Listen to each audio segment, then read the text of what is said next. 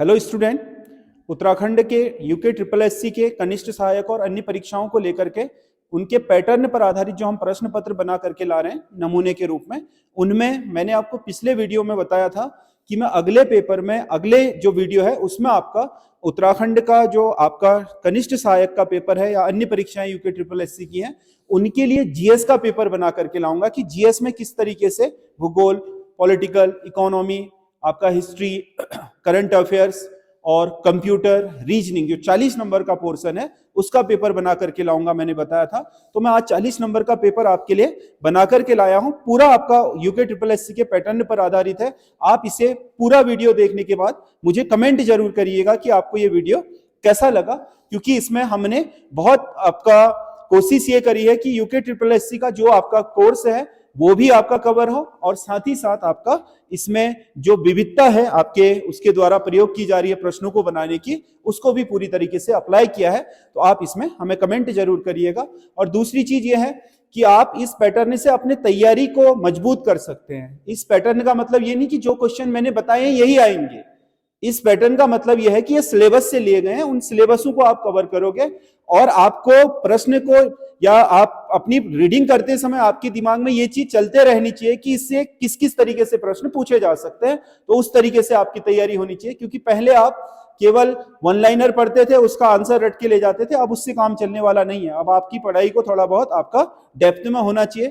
थोड़ा बहुत पढ़ाई की डेप्थ होने के साथ साथ उसे यूटिलाइज करने की समझ होनी चाहिए, यानी कि आपकी मेंटल एबिलिटी भी इसमें चेक हो रही है। तो इसीलिए आपको थोड़ा बहुत यहां पर ध्यान रखना पड़ेगा। तो ये क्वेश्चन पेपर हमारा जो जीएस के 40 नंबर का है, Uttarakhand GS general study, computer और आपका जो रीजनिंग का है उस पर आधारित है। तो इसमें से ये कह रहा है, पहला क्वेश्चन, निम्नलिखित खनिजों को उनके उत्पादन क्षेत्रों के साथ सुमेलित कर सही विकल्प का चयन कीजिए।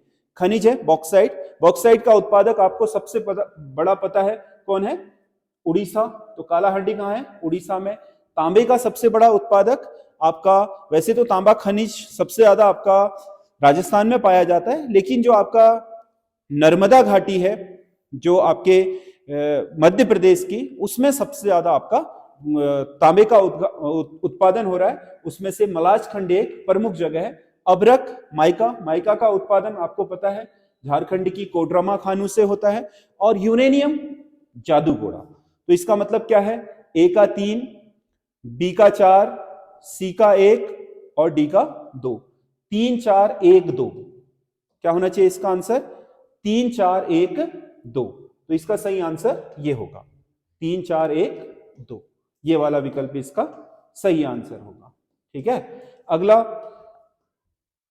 क्वेश्चन है, किसी सार्वजनिक क्षेत्र की कंपनी को महारत्न का दर्जा प्राप्त करने के लिए किन शर्तों का होना अनिवार्य है?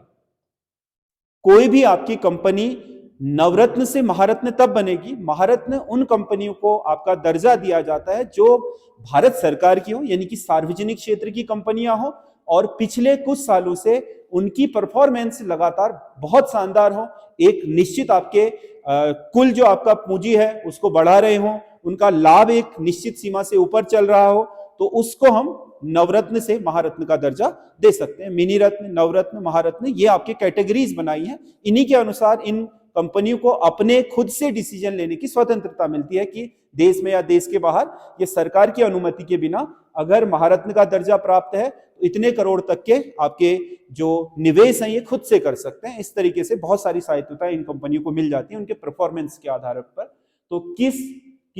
तो इसमें पहला है, पिछले 3 वर्षों में वार्षिक परिसंपत्ति औसतन 15,000 करोड़ रुपए रही। बिल्कुल सही आंसर है। किसी भी महारत्न कंपनी को बनने के लिए यह जरूरी है कि उसके 3 साल औसतन, पिछले 3 सालों में जो आपके कुल वार्षिक परिसंपत्ति है वो 15,000 करोड़ से ऊपर होनी चाहिए। 3 वर्षों में लगातार 2500 करोड़ रुपए का वार्षिक लाभ अर्जित किया हो। पिछले 3 वर्षों में औसतन 2500 करोड़ रुपए का वार्षिक लाभ मिला हो। और तीसरा है, पूर्व में नवरत्न कंपनी का दर्जा हो। तो ये तीनों सही है, 1 2 और 3 तीनों सही है। आपको पता है भारत में आपके वर्तमान में 14 महारत्न कंपनियां हैं, जिसमें से आपका नाल, नेशनल एरोनॉटिक्स लिमिटेड 14वीं महारत्न कंपनी बनी है हाल ही में। अगला क्वेश्चन है, निम्नलिखित में से कौन सा एक कथन असत्य है? भारत में इलेक्ट्रॉनिक उद्योग की राजधानी बंगलुरु है, बिल्कुल सही है। इलेक्ट्रॉनिक उद्योग की राजधानी भारत में बंगलुरु है, हब ही है वो। इलेक्ट्रॉनिक उद्योग एक स्वच्छंद उद्योग है, मतलब फुटलूज। फुटलूज उद्योग ऐसे उद्योग को कहते हैं जो, फुटलूज मतलब जिसके पैर बंधे ना हो। पैर किसके बंधे होते हैं उद्योग में? जिसके कच्चे माल उसी के आसपास हो। जैसे गन्ना है, अगर चीनी की मिल लगानी है तो गन्ने के आसपास के क्षेत्रों में लगाओगे, नहीं तो कच्चा माल ही नहीं मिलेगा। मान लो आपने लोह इस्पात का कारखाना खोलना है तो जहां लोहा खनिज मिलता है वहीं लगाओगे। इलेक्ट्रॉनिक उद्योग हमारा पूर्णतः आयात पर आपका निर्भर उद्योग है, मतलब हमें करना देश से बाहर से ही आयात है। भारत के किसी भी हिस्से में हम इसे लगा सकते हैं, क्योंकि ये कच्चे माल पर आधारित उद्योग नहीं होता है, तैयार माल पर आधारित उद्योग होता है। चिप वगैरह हमें बाहर से ही बनाने पड़ते हैं, कंडक्टर वगैरह। तो इसीलिए इसको हम बोलते हैं फुटलूज उद्योग, जिसे किसी स्थान पर कच्चे माल की निर्भरता के कारण नहीं, बल्कि अपनी सुविधाओं के हिसाब से आपके स्थापित किया जाता है। तो फुटलूज उद्योग है। इलेक्ट्रॉनिक उद्योग का संबंध सूचना क्रांति से, बिल्कुल इलेक्ट्रॉनिक उद्योग सूचना तंत्र से ही है। रेडियो हो, टेलीविजन हो, मोबाइल फोन हो, कंप्यूटर हो, सब सूचना क्रांति के सूचक हैं। इलेक्ट्रॉनिक उद्योग इसी का द्योतक है। भारत में इलेक्ट्रॉनिक उद्योग पर सार्वजनिक क्षेत्र का एकाधिकार है, ये गलत है। इलेक्ट्रॉनिक उद्योग पर नहीं है सार्वजनिक। सार्वजनिक मतलब सरकार ही कर रही है उस काम को, क्योंकि 1991 में ग्लोबलाइजेशन होने के बाद, उदारीकरण, निजीकरण और वैश्वीकरण होने के बाद आपके भारत में इलेक्ट्रॉनिक क्षेत्र को आपके इसका क्या कर दिया गया? उदारीकरण कर दिया गया, निजीकरण कर दिया गया, वैश्वीकरण। तो इसमें आपने देखा होगा इलेक्ट्रॉनिक्स में ही सैमसंग कोरियन कंपनी है, एलजी कोरियन कंपनी है, पैनासोनिक आपका जापानी कंपनी है। इसी तरीके से बहुत सारी जो आपकी कंपनियां इलेक्ट्रॉनिक्स मार्केट में है, वो सारी की सारी क्या? विदेशी हैं। मोबाइल में ही देख लो, शियोमी, समझ गया ना, रियलमी, ये जितनी भी आपकी कंपनियां हैं वो चाइनीज हैं। वीवो, ओप्पो बनाती हैं जो। उसके अलावा आईफोन आपका अमेरिकन है, सैमसंग आपका कोरियन है। तो अलग अलग देशों से आए हुए हैं। इसमें सरकार का एकाधिकार नहीं है, बल्कि ये आपका उदारीकृत उद्योग है, जिसमें कुछ क्षेत्र सरकार के भी हैं और कुछ क्षेत्र आपके, अधिकतर क्षेत्र निजी क्षेत्र के हैं। अगला क्वेश्चन है, भारत के अधिकतर बंदरगाह पश्चिम बंदरगाह है। पश्चिम बंदरगाह मतलब देखो, भारत के तट है ये जो, ठीक है, इधर के बंदरगाह जो हैं, जो पश्चिमी तट पर हैं, उन्हें बोलते हैं पश्चिम बंदरगाह। भारत के अधिकतर प्राकृतिक बंदरगाह है। प्राकृतिक बंदरगाह होना चाहिए इसमें प्रश्न में। प्राकृतिक बंदरगाह पश्चिम बंदरगाह है, मतलब यहां जो आपके पश्चिमी तट पर जो बंदरगाह है वो प्राकृतिक है, क्योंकि यहां प्राकृतिक नहीं है। यहां सागर, बंगाल की खाड़ी उथली है, जिसके कारण आपके अंदर काट करके कृत्रिम रूप से बंदरगाह बनाए जाते हैं, जबकि इधर के बंदरगाह प्राकृतिक बंदरगाह है। ये बिल्कुल सही है। भारत का पश्चिमी तट प्राकृतिक रूप से कटा फटा है। प्राकृतिक रूप से कटा फटा है, इसीलिए तो बंदरगाह बने, अंदर तक जाता है बैक वाटर, पश्चिमी जल, इसलिए आपका क्या, यहां पर आपके प्राकृतिक बंदरगाह ज्यादा है। तो कथन भी दोनों सही है और दूसरा एक ही व्याख्या भी करता है, यानी कि ए तथा आर दोनों सही हैं। आर ए का सही स्पष्टीकरण भी है। देखो, भारत के अधिकतर पश्चिम बंदरगाह आपके प्राकृतिक बंदरगाह पश्चिम है, यानी कि पश्चिम तट पर है प्राकृतिक, जिनमें आपका बैक वाटर आता है। क्योंकि बैक वाटर तब आता है जब अंदर की तरफ भूमि क्या हो, कटी फटी हो, जहां पर समुद्र का पानी आसानी से अंदर जा सके। उसी पानी के आपके रास्ते से जहाज भी अंदर तक आ सकते हैं, इसलिए प्राकृतिक बंदरगाह उधर ज्यादा है। इधर वाले जितने भी बंदरगाह हैं वो कृत्रिम है, चाहे वो आपका पाराद्वीप हो, चाहे आपका चेन्नई बंदरगाह हो, ये सब कृत्रिम रूप से बनाए गए हैं पूर्वी तट के, यानी कि बंगाल के खाड़ी के। ठीक है, तो इसका कटाफटा होना ही यहाँ पर पश्चिम बंदरगाहों के अधिक प्राकृतिक होना का कारण है। तो इसका ए सही होगा। अगला, सौर ऊर्जा के संबंध में कौन सा कथन सत्य है? सौर ऊर्जा, पृथ्वी के वायुमंडल में सौर ऊर्जा की औसत मात्रा 1353 किलोवाट प्रति वर्ग किलोमीटर है। बिल्कुल सही है। इतनी आपकी मात्रा औसतन पृथ्वी के वायुमंडल में हमारे सूर्यताप की होती है, जो जिससे हम आपके सौर ऊर्जा का उत्पादन कर सकते हैं। दूसरा, सौर ऊर्जा के लिए फोटोवोल्टेइक तकनीक अधिक उपयोगी है। दो तकनीकों का उपयोग करा जाता है। एक तो फोटोवोल्टेइक तकनीक, जिसमें सीधे आपके पैनल में लगी हुई सेल है, वो आपके सूर्य के प्रकाश को इलेक्ट्रॉनिक उसमें बदल देते हैं। दूसरी बैटरी वाली है। इसमें पहले आपका क्या होता है, फोटोवोल्टिक किरणें जो सूरज की किरणें हैं वो आपके प्लेट पर पड़ती हैं। प्लेट से वो कहां भेजी जाती है? तार के द्वारा बैटरी में भेजी जाती है, फिर रासायनिक क्रिया के द्वारा वो आपका बिजली उत्पन्न करती हैं, लेड संचायक आदि जो बैटरियां होती हैं उनके माध्यम से। तो फोटोवोल्टिक तकनीक ज्यादा आपके कारगर मानी जाती है इसमें। भारत में सौर ऊर्जा की सर्वाधिक स्थापित क्षमता तमिलनाडु में। ये गलत है। पवन ऊर्जा की तमिलनाडु में, सौर ऊर्जा की राजस्थान में, सौर ऊर्जा की राजस्थान में है, तमिलनाडु आपका पवन ऊर्जा में पहले स्थापित क्षमता जो जहां पर मतलब डेवलप करी जा चुकी है, प्रस्तावित की बात नहीं कर रहा, सबसे ज्यादा राजस्थान में है। तो इसका मतलब 1 और 2 सही है, तीसरा सही नहीं है, केवल 1 और 2 सही है। अगला क्वेश्चन है, भारत में चावल का उत्पादन क्षमता के आधार पर निम्नलिखित राज्यों को बढ़ते क्रम में विन्यासित कीजिए। चावल उत्पादन में बढ़ते क्रम में, अब 4 राज्य दे रखे हैं, बंगाल, पंजाब, उत्तर प्रदेश। तो सबसे कम कौन करता है? हरियाणा। हरियाणा से ज्यादा कौन करता है? पंजाब।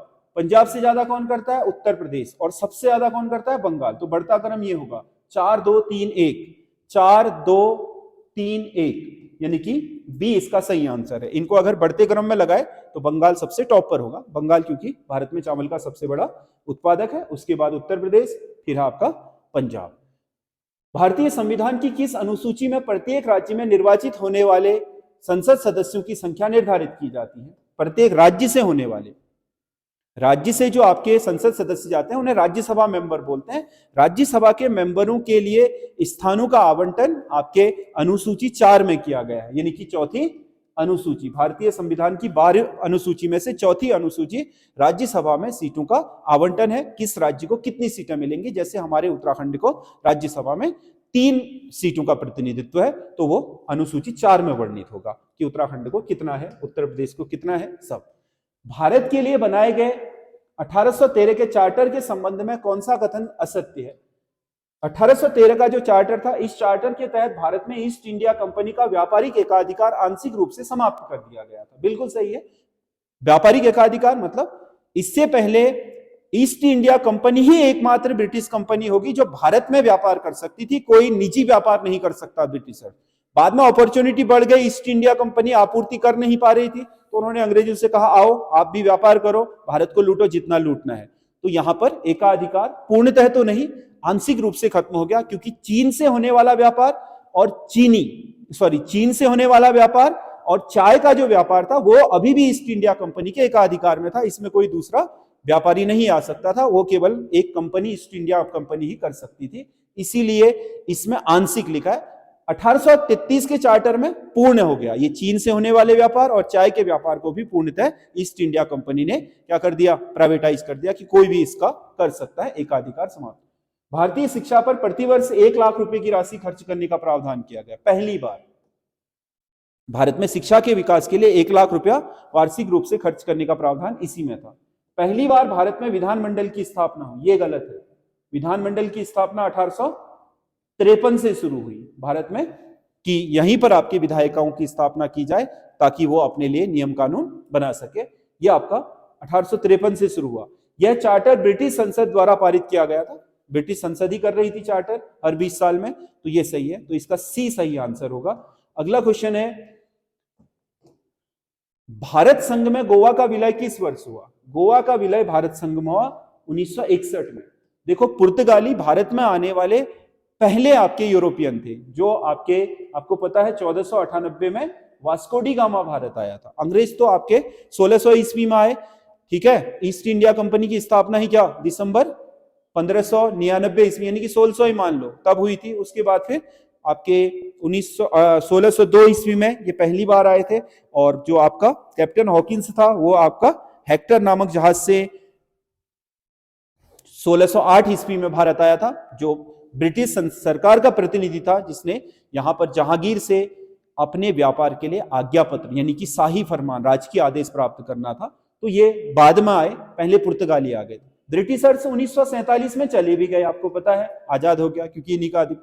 लेकिन गोवा, दमन, द्वीप, दादर, नागर हवेली, ये जो आपके क्षेत्र हैं, ये भारत की आजादी के बाद भी पुर्तगाल के कब्जे में थे। भारत ने तो सैन्य कार्रवाई करी पुर्तगालियों के विरुद्ध, तब जाकर के भागे हो। तो 1961 में गए हो। भारत में आने वाले पहले यूरोपियन भी यही थे और जाने वाले अंतिम यूरोपियन भी यही थे, पुर्तगाली, ठीक है। कुछ क्षेत्रों में था इनका आधिपत्य, ज्यादा तो भारत का हिस्सा अंग्रेजों के पास ही था। कौन सा कथन राष्ट्रीय आपातकाल के विषय में सत्य है? राष्ट्रीय आपातकाल की उद्घोषणा राष्ट्रपति स्वयं के विवेक से कर सकता है, नहीं कर सकता स्वयं के विवेक से। पहली बात तो कंडीशन होनी चाहिए, जो आपके अनुच्छेद 356 में दी हुई है कि आपका बाह्य आक्रमण हो या सशस्त्र आंतरिक विद्रोह हो, तब विवेक इसमें कुछ नहीं लगना है। ये दो चीजें होनी चाहिए। दूसरा, लिखित अनुमति होनी चाहिए, स्वयं से नहीं करेगा। ये वाला सही है। देखो, राष्ट्रीय आपातकाल की उद्घोषणा के लिए मंत्री परिषद की लिखित सलाह होनी चाहिए, तभी उद्घोषणा करेगा। क्योंकि इसका दुरुपयोग हो चुका है ना पहले, जो आपका फखरुद्दीन अली अहमद ने 1975 में इंदिरा गांधी के कहने पर आपातकाल लगाया था, उसमें मंत्री परिषद की सलाह भी नहीं थी। और विवेक क्या था? आंतरिक अशांति। तभी तो आंतरिक अशांति शब्द आपके जो 76वां संविधान संशोधन है उसके द्वारा, 42वां संविधान संशोधन 1976 है, उसके द्वारा हटवा दिया गया। वो राष्ट्रीय आपातकाल की उद्घोषणा का अनुमोदन संसद द्वारा 1 माह के अंदर करना होता है। ये भी बिल्कुल सही है, क्योंकि राष्ट्रीय आपातकाल की उद्घोषणा संसद 1 माह के अंदर करेगी, नहीं तो वो आपातकाल खत्म हो जाएगा। अगर संसद में लोकसभा विघटित हुई हो तो राज्यसभा करेगी अकेले, तब भी मान लिया जाएगा। संसद सत्र चलाना ही पॉसिबल ना हो, लोकसभा भी और राज्यसभा भी, ठीक है। तो ऐसे में आपका इस उद्घोषणा को, क्योंकि राज्यसभा वैसे तो स्थायी सदन है, वो चलता ही चलता है, ठीक है, इस उद्घोषणा को आपका जैसे ही लोकसभा गठित होगी उसकी पहली बैठक, जो आपका 1 माह के अंदर पहली बैठक होगी, उसमें अनुमोदित कराना होगा। 1 माह का समय आपातकाल में। तो इसका मतलब पहला सही नहीं है, 2 और 3 सही है, केवल 2 और 3 सही है। इसका सी आंसर होगा। अगला क्वेश्चन है, कौन सा एक केंद्रीय निर्वाचन आयोग का कार्य नहीं है? केंद्रीय निर्वाचन आयोग लोकसभा का चुनाव कराना बिल्कुल कराता है। लोकसभा, राज्यसभा, राष्ट्रपति, उपराष्ट्रपति, राज्य विधानमंडलों के चुनाव, ये सब उसी के हैं। राष्ट्रपति का चुनाव इसी का है। राज्यपाल की नियुक्ति इसका नहीं है। राज्यपाल की नियुक्ति भारत का राष्ट्रपति करेगा, तो इसका काम नहीं है ये। और राज्य विधानसभाओं का चुनाव ये भी यही कराता है। राज्य विधानसभा का राज्य निर्वाचन आयोग नहीं कराता, वो पंचायती राज और स्थानीय निकायों के चुनाव के लिए बना है, ठीक है। राज्य विधानमंडल का चुनाव, चाहे वो विधान परिषद के हों चाहे वो विधानसभा के हों, वो दोनों ही आपका केंद्रीय निर्वाचन आयोग ही कराएगा। अगला क्वेश्चन है, कौन सा एक साइबर सुरक्षा का तरीका नहीं है? ये कंप्यूटर के क्वेश्चन आ गए, देखो। साइबर सुरक्षा का तरीका नहीं है प्रॉक्सी सर्वर। ये साइबर सुरक्षा का तरीका है। आजकल क्या करते हैं, एक प्रॉक्सी सर्वर बना करके आपके जिस नेटवर्क के साथ, आप सर्वर के साथ आपका सर्वर जुड़ रहा है, उसके बीच में ये काम करता है, जो फिल्टर की तरह काम करता है कि आपके मेन सर्वर से आने वाले चीजों को फिल्टर करके आप तक पहुंचाता है। तो ये आपका साइबर सुरक्षा का एक तरीका है। फायरवॉल, फायरवॉल क्या है? एक तरीके की आपका ऐसी दीवार जो आपके अनधिकृत तरीकों को आपके नेटवर्क के अंदर प्रवेश नहीं करने देती, ये भी सही है। एंटीवायरस तो है ही, किसी भी तरह के वायरस को रोकती है। और मालवेयर, मालवेयर तो वैसे ही क्या है? वायरस है, खराब चीजें हैं जो कंप्यूटर को दूषित करती हैं, तो ये तरीका नहीं है, तो इसका आंसर डी होगा। अगला क्वेश्चन है, कौन सा एक सुमेलित नहीं है? File manager, utility software. बिल्कुल, फाइल मैनेजर यूटिलिटी सॉफ्टवेयर होता है। आपको एक तरीके का फाइल मैनेजर ऐसा बैकअप प्रदान करता है कि आने वाले समय में आप अपनी फाइलों को वहां सुरक्षित रख सकते हैं, तो यूटिलिटी हो गया आपके लिए। इंटरप्रेटर, इंटरप्रेटर क्या करता है? लैंग्वेज ट्रांसलेटर है ये, तो ये लैंग्वेज सॉफ्टवेयर है। यूनिक्स सिस्टम सॉफ्टवेयर, यानी कि यूनिक्स जैसे विंडोज है वैसे ही आपका सिस्टम सॉफ्टवेयर है, ये भी सही है। लाइनेक्स एप्लीकेशन सॉफ्टवेयर, लाइनेक्स भी सिस्टम सॉफ्टवेयर है, ना कि एप्लीकेशन सॉफ्टवेयर, ठीक है। एप्लीकेशन सॉफ्टवेयर का मतलब ऐसे सॉफ्टवेयर होते हैं जो हमने किसी विशेष कार्य के लिए बनाए। जैसे ये कंप्यूटर चल रहा है, इसमें सारे काम, सारी चीजें स्थापित, एप्लीकेशन सारे स्थापित तो विंडोज पर ही होंगे या फिर आपके जो भी सिस्टम सॉफ्टवेयर है उसी पर होंगे। जैसे मैंने कहा आपका टैली अकाउंटिंग के लिए बनाया गया एक सॉफ्टवेयर है। जैसे आपने कोई web browser, Chrome application software हो जाएगा, ठीक है, वो सिस्टम सॉफ्टवेयर नहीं है। उसके बिना भी कंप्यूटर काम करेगा, आपके सिस्टम सॉफ्टवेयर के बिना तो काम ही नहीं कर सकता। वो तो उसकी क्या है, मेन आपका सॉफ्टवेयर है, जिससे वो पूरा अन्य चीजें उसी पर होती हैं। तो ये आपका डी सही होगा। अगला क्वेश्चन है, एक सुपर कंप्यूटर के लिए शब्द लंबाई की प्रास कितने बिट तक होती है? सुपर कंप्यूटर की जो आपका वर्ड लेंथ होती है वो 64 बिट तक हो सकती है। अगला क्वेश्चन है, रैम को एक वोलेटाइल मेमोरी कहा जाता है क्योंकि? वोलेटाइल मेमोरी कहलाने का कारण क्या है, ये पूछ रहा है। इसे रीड और राइट दोनों किया जा सकता है, किया तो जा सकता है, इसके कारण वोलेटाइल नहीं कहलाती। वोलेटाइल का मतलब है अस्थाई। अस्थाई इस वजह से है क्योंकि काम करते समय तो ये क्या आपके, इससे हम काम करते रहेंगे, लेकिन जब तक पावर सप्लाई रहेगी तभी तक ये काम करेगा। जैसे ही पावर कट होगा वैसे ही इसमें जो भी हमने चीजें करी थी वो अपने आप क्या हो जाएंगी, मिट जाएंगी। अगर हम उन्हें सेव ऑप्शन में ले जाएंगे तो वो द्वितीयक मेमोरी में जाकर के स्थायी रूप से सेव हो जाएंगी। पावर सप्लाई तक ही रैम काम कर सकता है, रैम में सूचनाएं स्थायी तौर पर नहीं रह सकती, इसीलिए उसे वोलेटाइल मेमोरी कहा जाता है। इसमें लोकेशन को सीधे पढ़ा जा सकता है, ये भी इसकी विशेषता है, लेकिन वोलेटाइल होने की नहीं।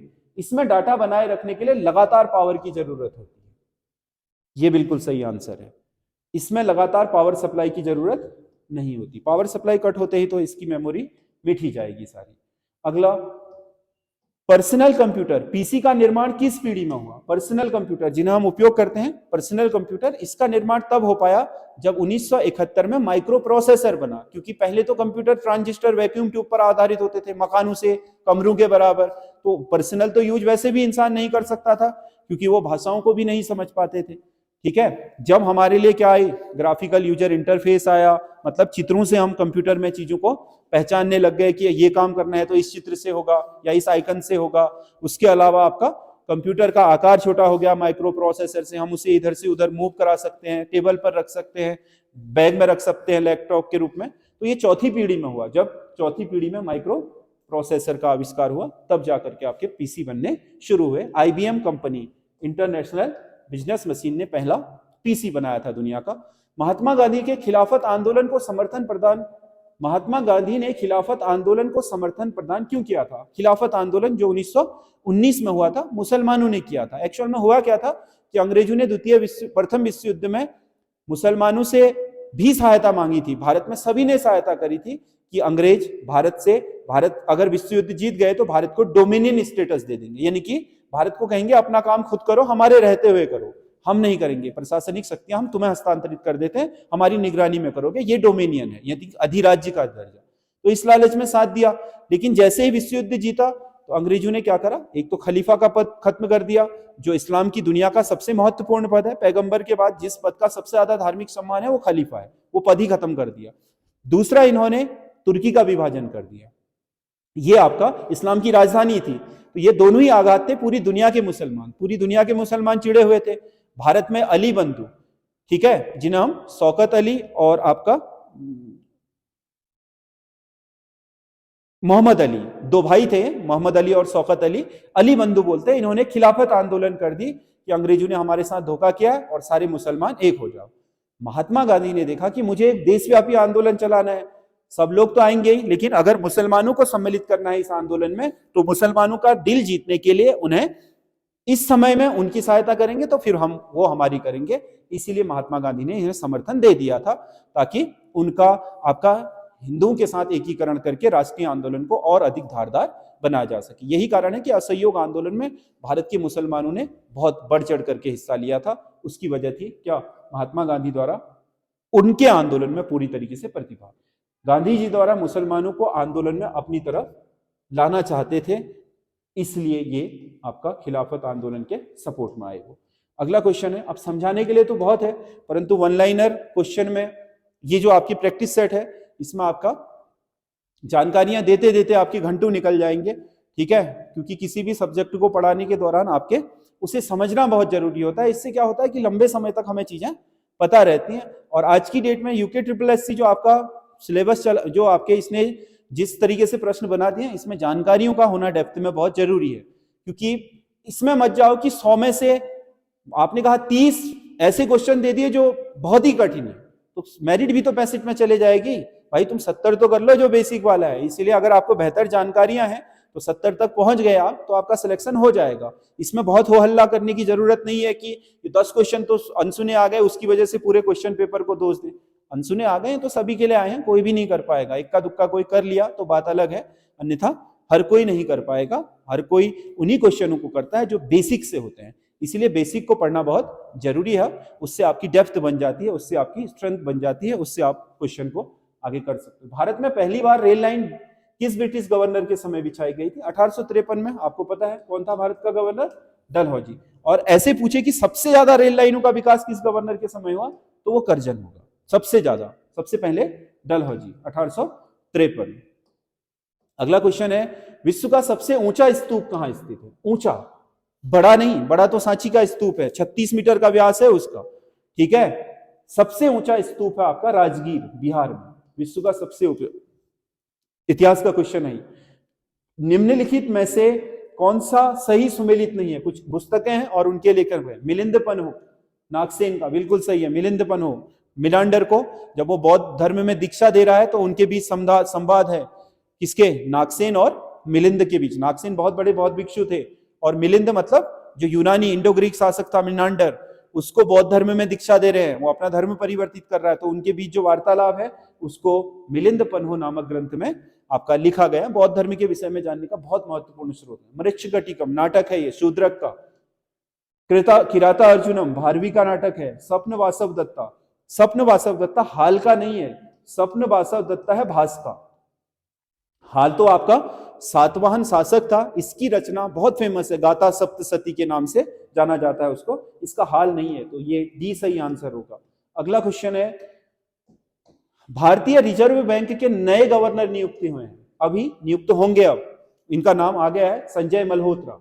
यहाँ दो संजय हैं, देखो, संजय मूर्ति, के संजय मूर्ति भारत के क्या बनने वाले हैं? कैग, सीएजी, नियंत्रक एवं महालेखा परीक्षक, अब के संजय मूर्ति होंगे। संजय मल्होत्रा भारत के क्या? रिजर्व बैंक के अगले गवर्नर बनेंगे, इनके नाम की घोषणा हो चुकी है। स्पेस में फंसी हुई सुनीता विलियम्स को वापस लाने के लिए स्पेस एक्स कंपनी द्वारा कौन सा मिशन भेजा जा रहा है? सुनीता विलियम्स बहुत लंबे समय से स्पेस में फंसी हुई अंतरिक्ष में, क्योंकि वापसी करने का उनका जो विमान था, जो रॉकेट था, वो आपका वहीं पर क्रैश हो गया। इस वजह से क्या वो मतलब उस पे आना अब उनके लिए संभव नहीं है, तो फंसी। आपने देखा होगा, फोटो भी आए हैं, बहुत दुबली पतली हो गई है, मतलब बहुत खराब स्थिति में है।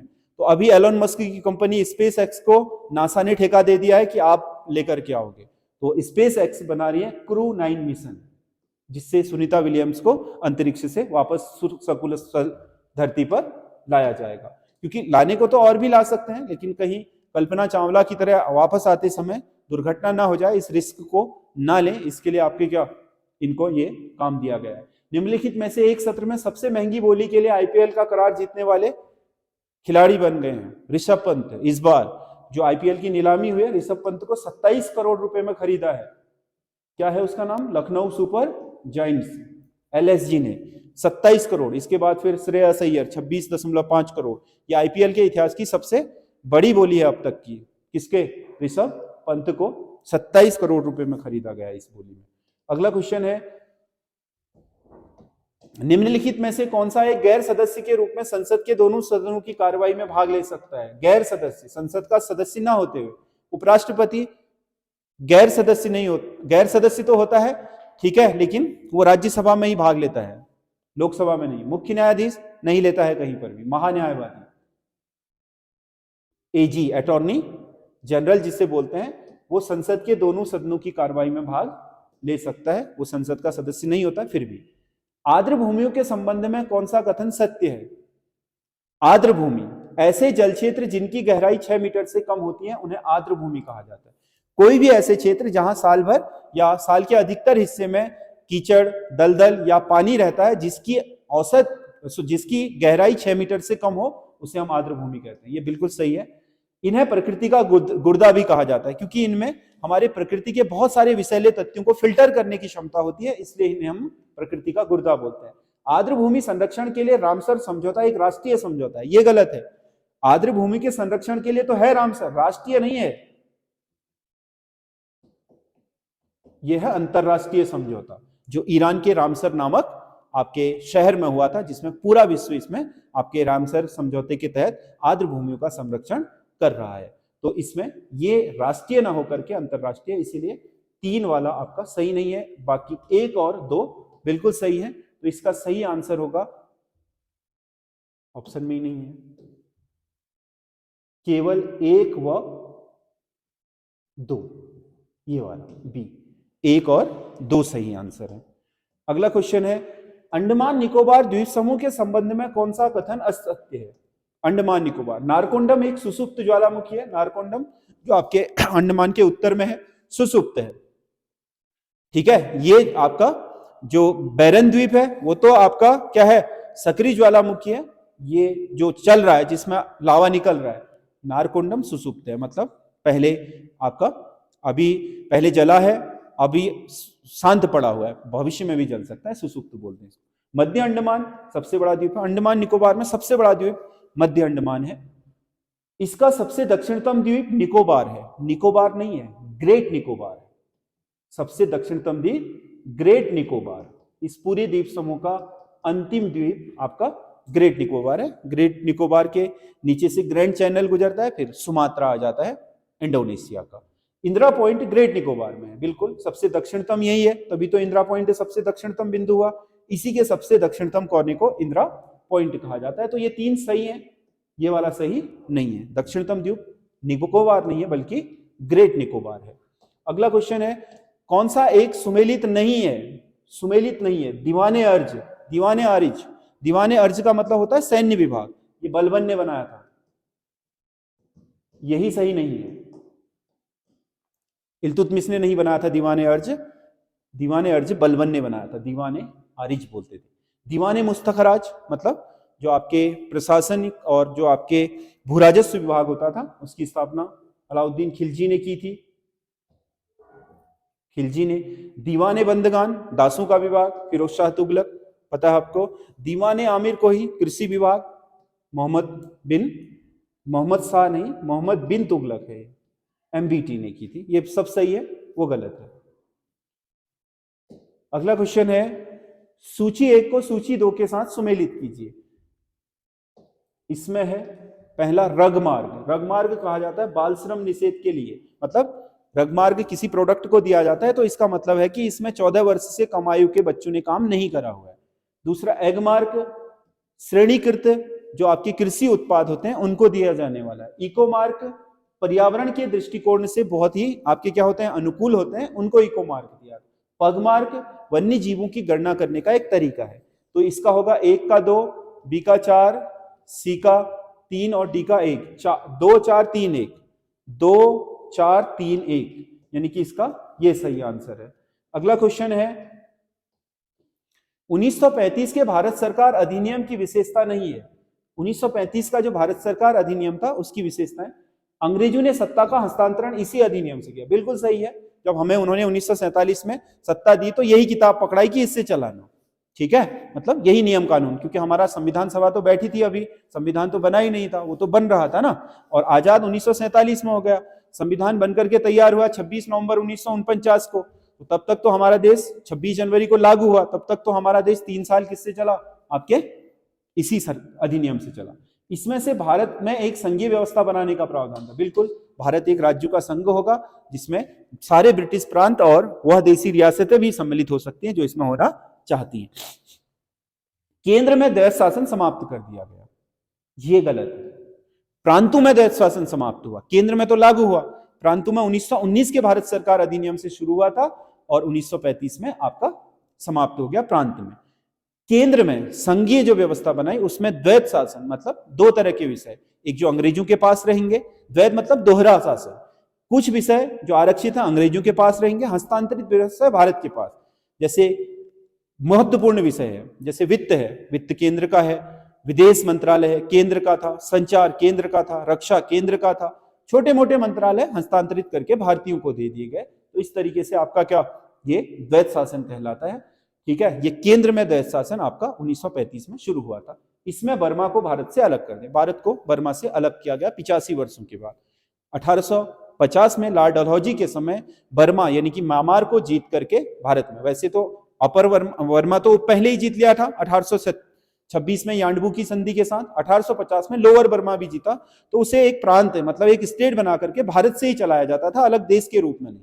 और 85 साल तक 1935 तक वो इसी से चलता रहा, बाद में फिर उसे इस अधिनियम के द्वारा भारत से अलग कर दिया गया, ठीक है। अगला, ओजोन क्षेत्र के लिए उत्तरदायी कारक है कार्बन डाइऑक्साइड, ठीक है, कार्बन डाइऑक्साइड या फिर सल्फर डाइऑक्साइड या फिर ये क्या आ गया है,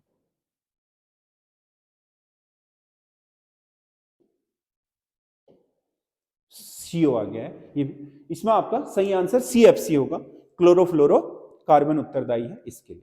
अब है रीजनिंग। देखो रीजनिंग में कुछ संक्रियाएं दी गई हैं, उनके आधार पर पूछ रहा है, एक संक्रिया ये दी है, एक ये दी है, एक ये दी है और इसको पूछ रहा है कि इसमें कौन सा आंसर होगा। तो इसमें अगर हम इनको सबको गुणा करें तो 4 नहीं आएगा, तो इसमें इसने क्या करा है, इन दोनों को जोड़ा है। 2 + 6 = 8 -4 बीच वाली संख्या को जोड़ करके घटा दिया है तो 4 आया। वैसा ही देखो इनमें भी हुआ है। 9 + 7 = 16 माइनस बीच वाली संख्या 3, क्या आ गया 13। वैसे ही 4 और 0 4 -7 = 3। अब इन दोनों को जोड़ो, 9 7 है, 9 और 8 17 -7 = 10। तो इसका सही आंसर क्या होगा, 10 होगा। अगला क्वेश्चन है, कौन सा एक अन्य 3 से भिन्न है? कौन सा एक अन्य 3 से भिन्न है? तो इसमें आपका नौका, पनडुब्बी, नाव और पोत, ये सभी पानी में तैरते हैं, लेकिन पनडुब्बी पानी के अंदर रहती है और ऊपर तैरते हैं, तो ये आपका इसका सही आंसर होगा। अगला ये श्रृंखला है, अल्फाबेटिक श्रृंखला। तो इसमें क्या करते हैं, पहले का पहला, पहले का पहला, पहले का पहला, डी के बाद D, B D, A B C D, मतलब एक को छोड़ करके दूसरा, डी ई एफ। एफ के बाद क्या होता है, A B C D E F G H, तो यहां पर क्या आएगा, पहला एच आएगा, है किसी में, बिल्कुल है। एम के बाद एन ओ पी आ जाएगा, फिर एच पी।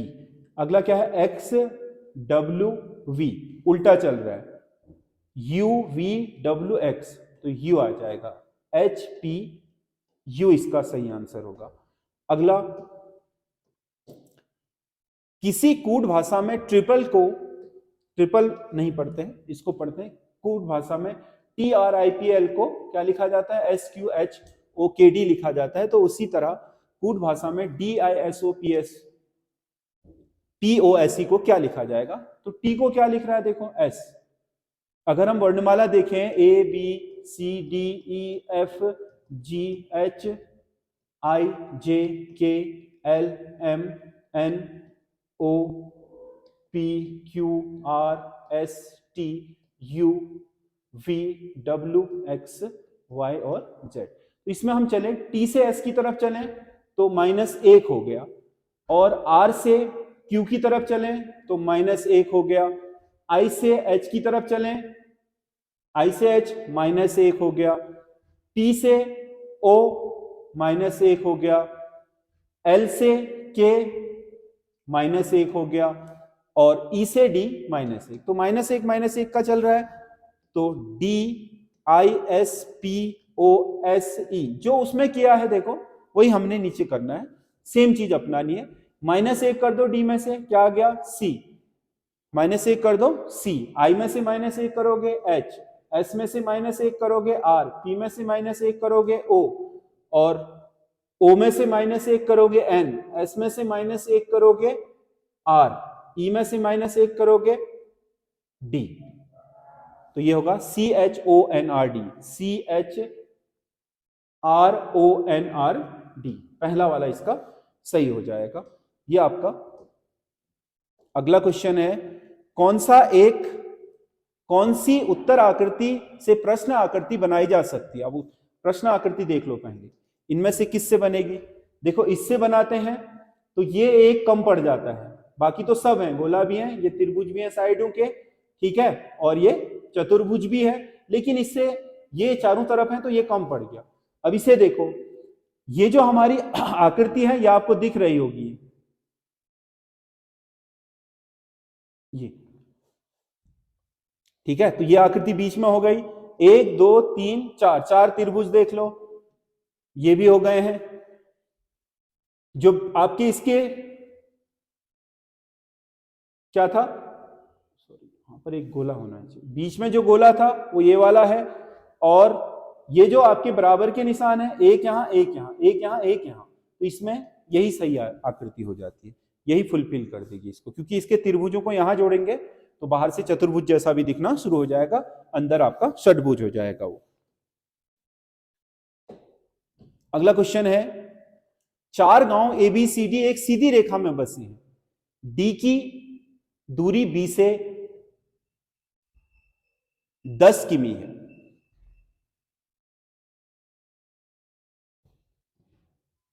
ये 4 गांव है, 1 2 3 4, ए ठीक बीच में डी और सी के। अगर हम डी यहां मान लेते हैं और सी यहां मान लेते हैं तो ए इन दोनों के बीच आएगा।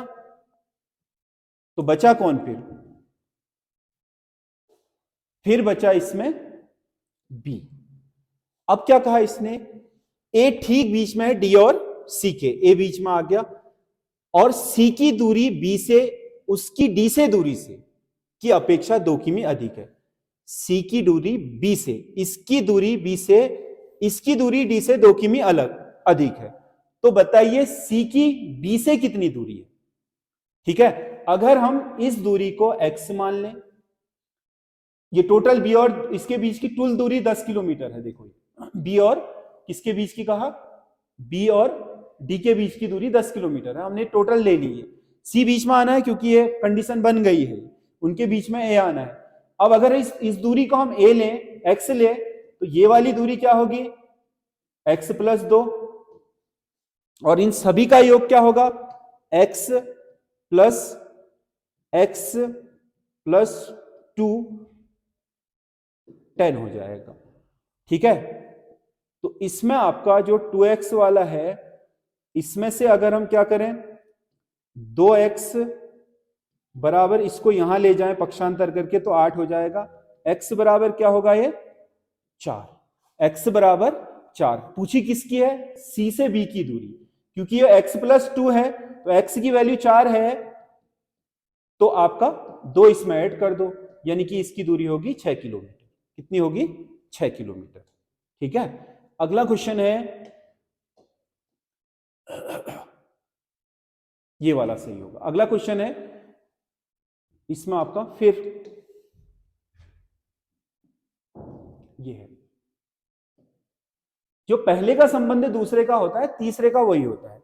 अब 71 कैसे आया होगा, देखो 9 दूना 18, 7 एकम 7, 7 2 9, 29 माइनस 1 बराबर 28 गुणा 1.5 बराबर 42 प्लस 29 71, ऐसे बनेगा। बिल्कुल सही है। 7 9 माइनस 1 7 8 हो जाएगा, गुणा 1.5 कर दें तो कितना हो जाएगा ये 117। कितना हो जाएगा, 117। 117 में अगर हम कितना जोड़ दें, 79 जोड़ दें तो ये हो जाएगा 196। ऑप्शन में है, बिल्कुल है, ये आपका सही आंसर ये होगा। अगला क्वेश्चन है, हाँ ये आपका पूर्ति करने वाला है। ठीक है, जो चीज इसमें अप्लाई है, जो चीज इसमें है वही इसमें होगी। देखो 16 दूना 32, 32 तिया 96, गुणा 2 गुणा 3, इसमें देख लो गुणा 2 56, 5 तिया 15 और 6 तिया 18, गुणा 3, बिल्कुल सही है। तो इसमें भी हम गुणा 2 करते हैं और गुणा 3, 48 गुणा 3 बराबर 8 तिया 24, 4 तिया 12 2 14, 144, ये सही आंसर है। अगला क्वेश्चन है, निम्नलिखित श्रृंखला में लुप्त संख्या ज्ञात कीजिए। अब इसमें लुप्त संख्या ज्ञात करनी है, तो ये देखो इसमें आपका जो 3 से 11 है, इनकी डिफरेंस 8 है। 11 से 38 की डिफरेंस कितनी हो गई, 27 बन रहा है। 38 से 102 की डिफरेंस कितनी हो गई, 38 से 102 की डिफरेंस हो गई 64, बिल्कुल बन गया ये। 2 का क्यूब प्लस 3 का क्यूब प्लस 4 का क्यूब, अब प्लस 5 का क्यूब कर देते हैं, 125 जोड़ देते हैं, 102 प्लस 125 बराबर 227, ये सही आंसर हो जाएगा।